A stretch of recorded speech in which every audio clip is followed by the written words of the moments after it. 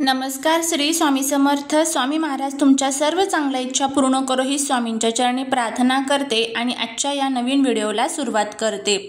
आपण आज या व्हिडिओमध्ये अक्षय तृतीयेच्या दिवशी आपल्याला आपल्या पूर्वजांची सेवा, त्यांची पूजा कशा पद्धतीने करायची आहे याबद्दलची संपूर्ण माहिती घेणार आहोत. अक्षय तृतीयेच्या दिवशी आपण काय करावे, आपल्या पितरांचं पूजन कसं करावं, कराकेळी म्हणजे पितरांची पूजा कशी करावी या पद्धतीच्या संपूर्ण माहिती, या गोष्टी आपण या व्हिडिओमध्ये संपूर्ण जाणून घेणार आहोत. त्यामुळे व्हिडिओ हा स्किप न करता शेवटपर्यंत पाहत राहा. यंदा 2025 मध्ये 30 एप्रिल रोजी अक्षय तृतीया साजरी केली जाणार आहे.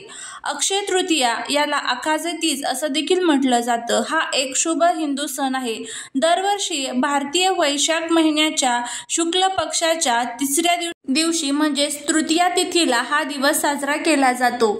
या दिवशी केलेले दान धर्म, त्याचप्रमाणे या दिवशी आपण केलेली माता लक्ष्मी आणि श्रीहरी भगवान विष्णू यांची पूजा, त्याचप्रमाणे आपल्या पितरांची सेवा या आपल्याला अक्षय पुण्यफळ प्राप्त करून देत असतात. या दिवशी पितरांची पूजा कशी करायची याच विषयीची माहिती आपण या व्हिडिओमध्ये पाहणार आहोत. बघा, जर का आपले आई वडील हे वारलेले असतील किंवा या जगात नसतील तर त्यांची आपल्याला पूजा ह्या अक्षय तृतीयेला करायची असते. नैवेद्य दाखवून त्यांच्या नावाने उपवास करू जीव घालायचा असतो.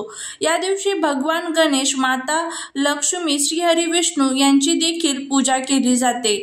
त्याचप्रमाणे आपल्या पितरांना प्रसन्न करून घेण्यासाठी आपल्याला या दिवशी पितरांच्या नावाने पूजन करायचं असतं.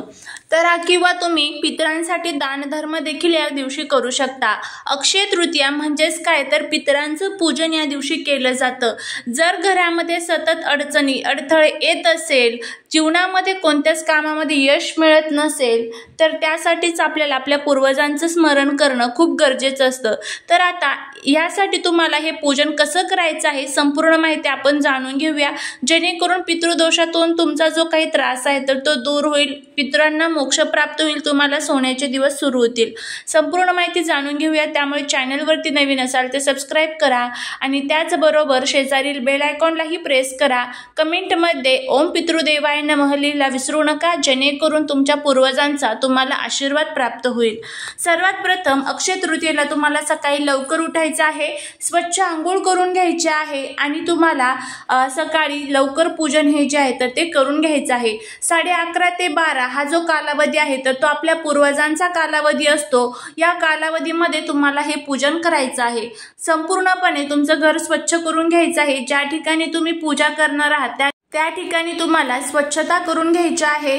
तिथे तुम्हाला एक पाट जो असतो तर तो टाकायचा आहे. त्यावरती एक कपडा तुम्हाला टाकायचा आहे. तुम्ही कोणत्याही कलरचा टाकू शकता. इथे तुम्ही काळ्या किंवा निळ्या कलरचा कपडा फक्त टाकू नका. आता जर तुमच्याकडे तुमचे आई वडील गेलेले असतील, वारलेले असतील तर त्यांचे फोटो जर तुमच्याकडे असतील तर अतिशय उत्तम. ते फोटो तुम्हाला व्यवस्थितपणे पुसून घ्यायचे आहे आणि त्या पाटावरती ठेवायचे आहे. जर फोटो नसेल तर काही अडचण नाही, फक्त तुम्ही कराकळीचं पूजन हे करू शकता. आता जी मोठी केळी असते तर ती आपल्या आईसाठी असते, म्हणजे स्त्रियांसाठी पूजली जाते आणि करा जो छोटा असतो तर तो आपल्या पुरुषांसाठी पूजला जातो. आता तुमची आई आणि वडील जरी गेलेली असतील तर तुम्हाला करा आणि केळी दोन्ही आणायचं आहे. आता जर फक्त आई गेलेली असेल तर तुम्ही केळी आणायची आहे, किंवा वडील गेलेले असेल फक्त तर मग तुम्ही फक्त करा जो असतो तर तो घेऊन यायचा आहे.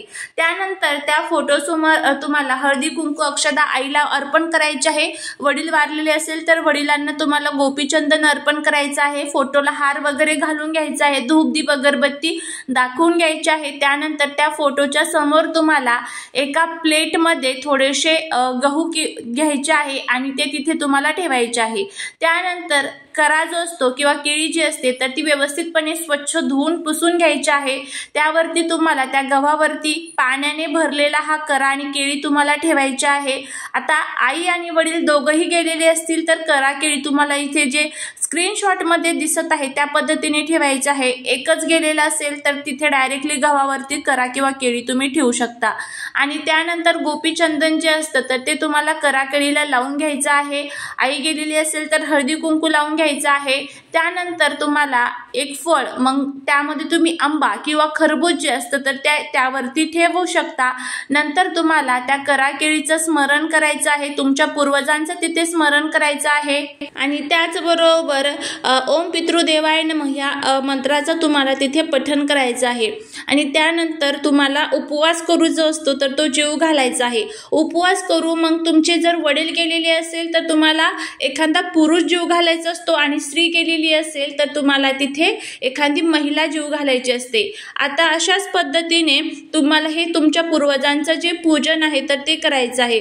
त्याचबरोबर आता संपूर्ण तुमचं अक्षय तृतीयाचं पूजन झालं, नंतर ह्या साहित्याचं काय करायचं तर खाली जे गहू आपण ठेवलेले होते तर ते गहू तुम्हाला एखाद्या पक्ष्यांना वगैरे खाऊ घालायचे आहे आणि हे जे पाणी आहे तर ते तुम्ही नंतर झाडाला तुम्ही अर्पण करू शकता किंवा दान करू शकता। डायरेक्टली हे मडकं जे आहे म्हणजेच करा आणि केळी आहे तर ते तुम्ही पाण्याने भरलेले डायरेक्ट दान करू शकता। नसेल तुम्हाला दान करायचे तर पाणी जे आहे तर ते एखाद्या झाडाखाली टाकून द्या आणि हे करा केळी तुम्ही घरामध्ये यूज करू शकता, काहीच अडचण नाहीये। त्यानंतर त्यावरती जे फळ आपण ठेवलेलं आहे तर ते तुम्ही एखाद्या गरजू गरीब व्यक्तीला, एखाद्या लहान मुलाला तुम्ही ते खाण्यासाठी किंवा दान म्हणून देऊ शकता। तर अशा पद्धतीने तुम्हाला हे अक्षय तृतीयेचं जे पूजन आहे तर ते करायचं आहे। तर साध्या सोप्या पद्धतीत मी तुम्हाला सांगितलेलं आहे, अगदी काहीच त्यामध्ये अवघड नाहीये, अगदी साधी सोपी पूजा असते। तुम्हाला इथे व्हिडिओमध्ये स्क्रीनशॉटमध्ये जे दिसत आहे त्या पद्धतीने तुम्हाला पूजन करायचं असतं। तर नक्की तुम्ही हे जे पूजन आहे तर ते करा आणि बघा आपल्या पितरांचा जे आशीर्वाद आहे तर तो आपल्याला ज्या वेळेस मिळतो त्यावेळेस आपल्या जीवनातील सर्व अडचणी, संकटे, दुःख, दोष, दारिद्र्य हे आपोआप दूर होण्यासाठी मदत होत असते। आणि त्याचबरोबर बघा, जर पितृदोष घरामध्ये असेल तर कधीच तुमच्या घरामध्ये शांतता राहणार नाही। यामुळे अक्षय तृतीयेला तुमच्या पूर्वजांचं स्मरण नक्की करा, कारण या दिवशी आपले पूर्वज हे पृथ्वी तलावरती येतात आणि बघत असतात सूक्ष्म स्वरूपामध्ये की त्यांच्यासाठी कोण किती उपाय करत आहे, सेवा करत आहे, कोण किती दानधर्म करत आहे। यथाशक्ती दान करण्याचा प्रयत्न करा। तुम्ही पाण्याने भरलेला मटका दान करू शकता, यामध्ये तुम्ही गहू, तांदूळ, यथाशक्ती पैशांचं दान, अन्नदान, वस्त्रदान करू शकता। पक्ष्यांसाठी तुम्ही धान्यांचं दान करू शकता, पक्ष्यांना धान्य खाऊ घालण्यासाठी देऊ शकता। कावळ्याला तुम्हाला घास द्यायचा असतो, गाईला घास द्यायचा असतो, कुत्र्याला घास द्यायचा असतो। या सर्व गोष्टी आपल्याला अक्षय तृतीयेला करायच्याच असतात। त्यावेळेसच आपलं जीवन जे आहे तर ते सुखी आणि समाधानी जातं। मनातील ज्या काही इच्छा आहेत तर त्या पूर्ण होतात। आपल्या कुटुंबाची, घराची, मुलांची भरभरून प्रगती होत असते। अगदी साधा सोपा उपाय हा आहे किंवा हे पितरांचं पूजन आहे, तुम्ही नक्की करा। नक्कीच तुम्हाला याचा जो फायदा आहे तर तो बघायला मिळेल। आणि बघा, पितृदोषातून ज्या वेळेस आपली सुटका होती त्यावेळेस आपल्या घरामध्ये जर एकोपा आहे तर तो वाढतो, शांती, सुख, समृद्धी वाटते, लक्ष्मी आपल्या घरामध्ये अखंड स्थायी स्वरूपात निवास करते। त्यामुळे अशा पद्धतीने तुम्हाला हे पूर्वजांचं जे पूजन आहे तर ते करायचं आहे। करून बघा, तुम्हाला नक्कीच त्याचा फायदा होईल। चाललेली सेवा ही महाराजांच्या चरणी रुजू करते। तुम्हाला जर हा व्हिडिओ आवडला असेल तर लाईक, शेअर आणि सबस्क्राईब करायला विसरू नका। भेटूया पुढच्या एका छानशा नवीन व्हिडिओत। श्री स्वामी समर्थ।